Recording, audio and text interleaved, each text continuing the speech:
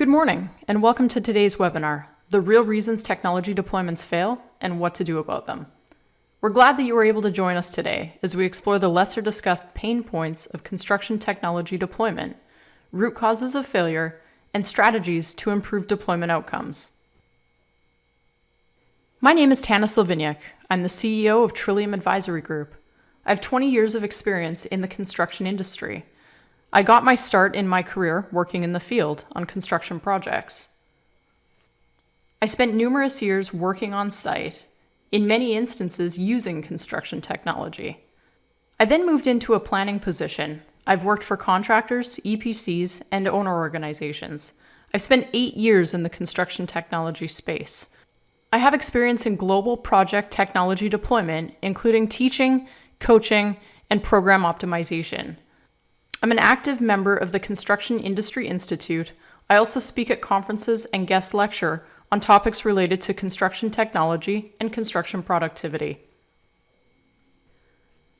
There's no shortage of success stories when it comes to construction tech. If you peruse your social media feeds, you'll probably find a webinar being broadcast now. We hear about these success stories all the time. Whether at a virtual conference or meeting with industry colleagues or peers, someone has had a recent win to share.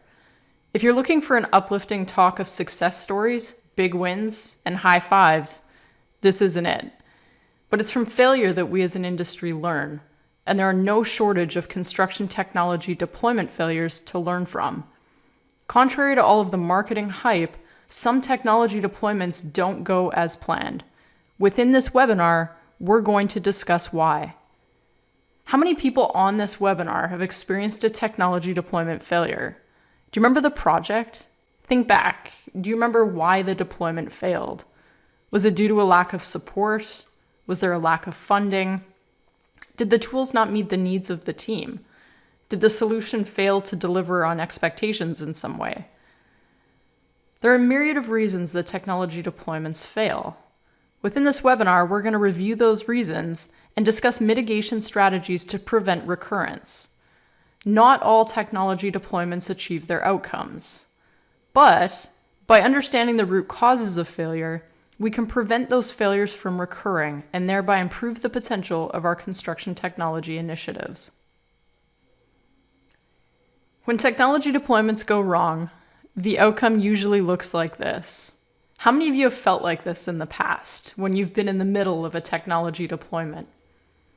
Many of us have experienced this firsthand, working in the construction project space. A new solution is selected and deployed, usually with much hype. Teams don't fully support it, training is lacking, some stakeholders fail to understand why the new tool is being used in the first place. Fast forward 3 months, and some of those tools have been tossed by the wayside in favor of the old ways of working.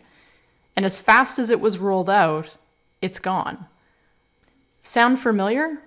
If so, you aren't alone. Many have stood in these shoes before. Our hope is that as teams learn to dissect the failed implementations, they decipher new strategies and tactics to improve future deployments. This isn't done often enough in our industry. But with more post-mortem analysis of these failures, we will in turn improve potential for future programs. Before we get too far into any technical discussion, let's talk numbers. Construction spends less than other industries on IT, and commensurately on construction technology. An article published by Deloitte in 2018 shows us that construction spends only 1.5% of their total revenue on IT. Conversely, manufacturing, a close counterpart, spends nearly 2%. Nonprofits spend nearly 4 times more on IT than construction does, which explains why we still see so much paper on construction sites. Does this look familiar? Perhaps this is what your desk looks like right now. This is the result of a lack of construction technology investment. Paper. Paper everywhere. Construction ranks second to last in digitization across industries, second only to hunting and agriculture. Think about that for a second. Second to last. Many frontline supervisors in our industry don't even have access to a computer. How then are we supposed to drive this substantial step change that the industry is awaiting? We haven't even put the basic tools in the hands of those who need them yet. And until we make those investments in essential tools, training, and support, those bigger goals of digital twins, IoT, and AI will, for many, remain a pipe dream. We need to start with the basics of hardware and digital training to build a foundation for digital growth. We aren't there yet, and so many teams are building complex and costly programs on a foundation that isn't yet well established. But the problem is that we need that foundation.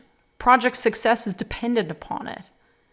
Productivity in manufacturing has nearly doubled, whereas in construction, it has remained flat.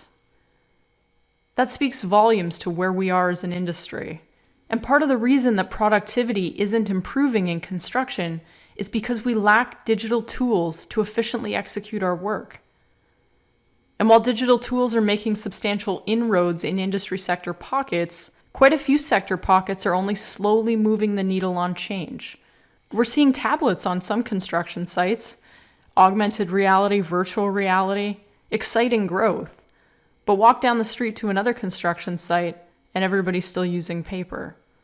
Just ask any foreman working on a construction project in a petrochemical facility how they feel the digital journey is progressing. Many of them will tell you they don't even have access to a computer. Yet venture capitalists are flooding into the space. They've injected a staggering $1.38 billion in construction tech startups in 2018 alone. Industry-wide, there's no shortage of solutions, effort, and investment. So why then is it taking so long for us to bridge the gap? And why are we still seeing so many failed deployments? Contrary to popular belief, simply deploying tools doesn't yield operational success or return on investment. They need to be the right tools, and they need to be fit for purpose. Consider the company that bought 5 drones and trained operators to fly them to facilitate real-time progress capture on their next industrial project. It turns out drones were prohibited in the facility. After all that investment and effort, those drones sat on a shelf in an office for 3 years. And while almost comical, this story resonates with many. Good intentions, poor outcomes. But it doesn't have to be that way. To prevent technology deployment failures from occurring, we need to understand the root causes.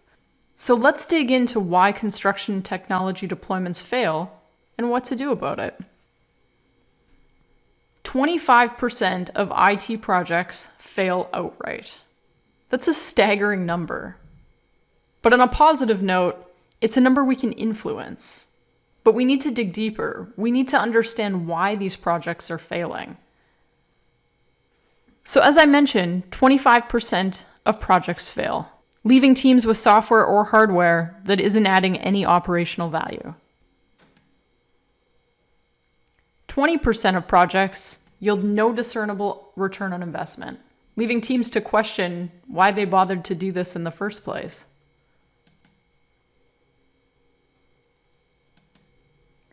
50% of projects require material rework, substantial work to ensure that the technology is operational and actually drives some outcomes that have been defined for the project. If you're planning to deploy construction technology in the near future, these are numbers you should be cognizant of. To understand the drivers of failure, we really need to break these issues down into 2 types. Firstly, there's surface issues, and secondly, there's underlying issues. Surface issues are obvious. We see them occurring in real time. We experience the pain points they create. At the end of deployment, we all sit around a table, and it's the surface issues we typically discuss, the obvious drivers of deployment failure. Now let's go through what these surface issues typically include. The first surface issue is technical challenges. Now, most people think that the technical challenges are often a key driver, but this is incorrect. Statistically, only 3% of technology deployment failures are the result of technical challenges. So don't be too quick to blame your software vendor when things aren't working as planned. It's likely that there is something else going on. But, to be fair, there are indeed some instances where the tech simply fails outright. But they aren't common. Think of a car that breaks down on the side of the road. It happens from time to time. Sometimes you just have a lemon. Sometimes it's the result of poor driving, lack of maintenance, or maybe somebody putting diesel in the tank instead of gasoline. Don't laugh, these videos still make the rounds on social media every once in a while. A staggering 54% of failures are the result of poor project management. Now, this is something many can relate to. Perhaps you had poor scope definition, poor requirements definition, a lack of architecture and integration planning. Perhaps you had a lack of oversight and engagement. And the list goes on. There are a multitude of project management gaps that can result in a technology deployment failure. These are just a few. Poor planning is also a substantial cause of technology deployment failure. Simply purchasing and deploying tech is the smallest part of the equation. Teams need to plan the deployment to the minute detail. They need to develop clear scope and deliverables and ensure that all tasks are assigned, measured, and tracked through to completion. Without good planning, teams typically just wing it. And winging it usually results in outcomes that fail to meet the expectations of the core stakeholder group. Another surface cause of technology deployment failures is a lack of communication. Siloed teams focus on getting the tech stood up and ready for the end user, but there are a multitude of stakeholder groups that must be engaged through this process. From executives who are championing the program to users who will leverage it, there is key input, coordination, and feedback that must be accounted for throughout the journey. If you ask the end user of the solution the status of deployment and they look at you with that deer in the headlights look, something is wrong and it needs to be corrected. Good communication is a hallmark of all successful technology deployments. Unfortunately, though, it's lacking within many teams. Team members need to understand the why. When teams don't understand why a solution is being deployed, they may not embrace it. In fact, they probably won't embrace it. When they don't understand the why, they don't understand the need to change course or deviate from their current path. Technology resistance is often observed not in those actively resisting the solution, but in those who are indifferent to its use. Building engagement and support for a new solution is a cornerstone to technology deployment success. And to create that engagement, teams must understand why the new solution is being deployed and what's in it for them. With this knowledge, many who are indifferent, if the value proposition is clear, will be more apt to engage and support the solution, which substantially increases the potential for deployment success. You need to make sure teams understand the why. Leadership engagement is critical to technology deployment success. Programs that aren't supported and actively championed by senior leadership teams are far less likely to gain traction than those that are. Leaders cannot be indifferent. They must actively support the program and continue the mission of helping team members understand the why. Too many teams lack this element of support. The outcome is often the equivalent of trying to push a rope uphill. Other stakeholder groups fail to support, end users lack visibility and engagement, and the solution becomes another on the shelf of tried and failed digitization experiments. Leaders must lead not only in the field and in the boardroom, but in the digital arena as well. It takes vision and guidance to get the team across the digital finish line. Industry leaders need to step in and guide the way rather than leaving program deployments in the hands of the IT team alone. Hands-on, guided training and coaching on digital solutions in our industry is often lacking. In fact, it's sometimes one of the first line items cut off of any proposal when cost savings is of concern. When new solutions are deployed, we expect our teams to become experts quickly, sometimes with very little training or support.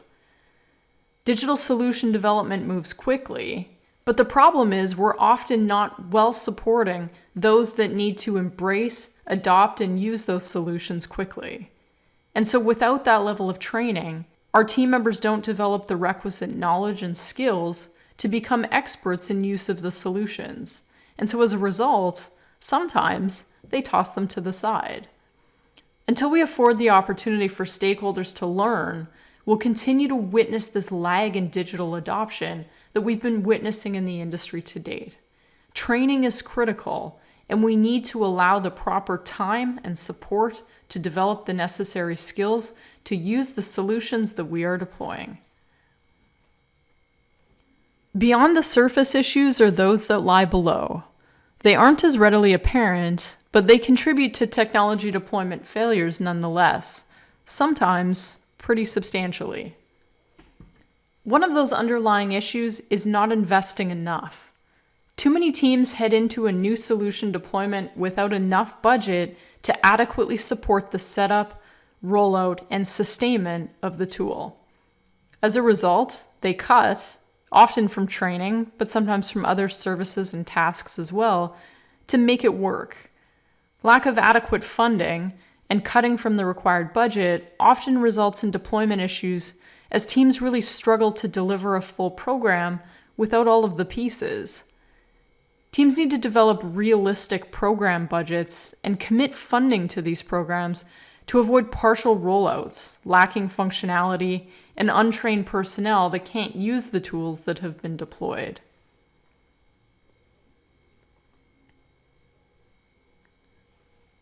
The next underlying cause is teams not actually solving a business problem. Too many teams get caught up in the marketing hype, thinking that digital solutions are the answer to a myriad of industry challenges. As a result, they end up chasing shiny objects rather than selecting solutions that actually address real business problems that the team is encountering. These shiny objects fail to drive the business outcomes commensurate with the cost of acquisition and deployment. Often, they fail to achieve support and engagement as the benefits can't be readily observed by key project stakeholders. Tangential but related is deploying technology first without having a defined process established. This results in teams having to shoehorn a process around a digital solution rather than selecting a solution that supercharges the process. If the solution fails to adequately support the process needs, it's often abandoned in search of a more aligned solution. Deploying tech first and focusing on the process second is a costly mistake, but it's one that too many teams continue to make. Don't get distracted by shiny objects. Figure out what makes sense from a process standpoint, then select tools that will enable you to execute that process efficiently while improving productivity and predictability of work. In the technology space, we often recommend that teams pilot before they plunge. Yet, we continue to see many teams doing exactly as this gentleman is doing and just diving right into the deep end. Don't broadly deploy or commit to new solutions on large capital projects, especially if they're new to the market. Pilot first, then plunge once the solution is proven to work. Pilots allow teams to put the solution through its paces and ensure that it's fit for purpose. If the solution fails to deliver the expected outcomes, it can be easily scrapped and with limited cost impact. The same cannot be said for teams that invest deeply in solutions on broad scale.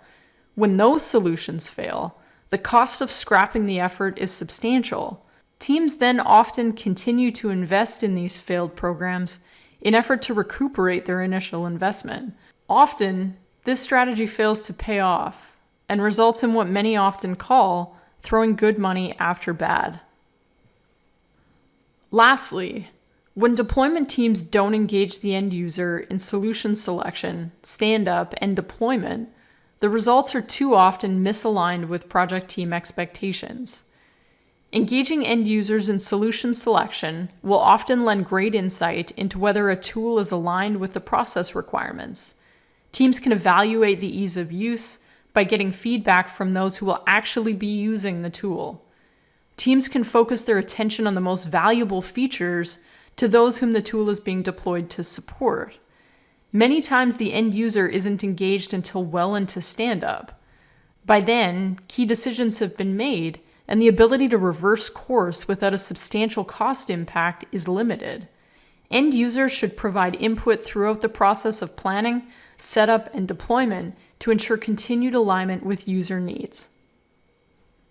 Just to recap those underlying causes that we covered, we discussed 4 of key importance: lack of investment, not addressing a business problem, taking the plunge, and not engaging the end user.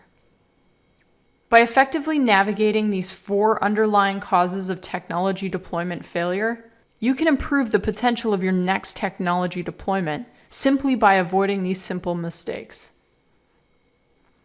In the game of construction technology, there are a multitude of hurdles along the way. From lack of management support to lack of alignment with the needs of the end user, there are many reasons that construction technology deployments may fail. But now that we know what those hurdles are, and how to spot them, you don't need to roll the dice on your next technology rollout. Through effective planning, we can navigate and avoid those roadblocks and improve performance potential as well as return on investment. So what can you do to help ensure your next technology deployment achieves better outcomes? Well, firstly, don't jump in too quickly. Take the time to define your business needs and evaluate options. Then work with solution providers to prove out the solution requirements through feature and function evaluation. Make sure the tool does what you need it to do. Then, plan a pilot implementation prior to rolling out on a larger project or portfolio. Once the plan is in place, you're then ready to begin your pilot project. Along the way, ensure that key stakeholders are engaged and consulted.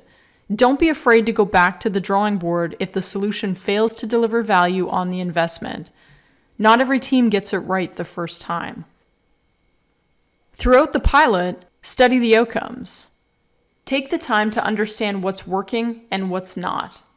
Sharpen the skills of the team and conduct more and more training. The success of the program and the ability to scale depends on users having the knowledge and skill to support the solution. Only scale up to larger projects or portfolios when the solution has been fully proven out and the team is comfortable with it. That will help ensure that you can scale effectively without hitting any major hurdles along the way. Lastly, measure everything. Improve, then measure it again. We can only get better through continuous analysis and iterative and incremental growth. And that takes all of us. On our own projects, we should be measuring what's working and what's not, and then fixing it and doing better on the next one. As an industry, we need to do the same. We need to celebrate the successes, but we need to talk more about failures. So collectively, as an industry, we can all learn together.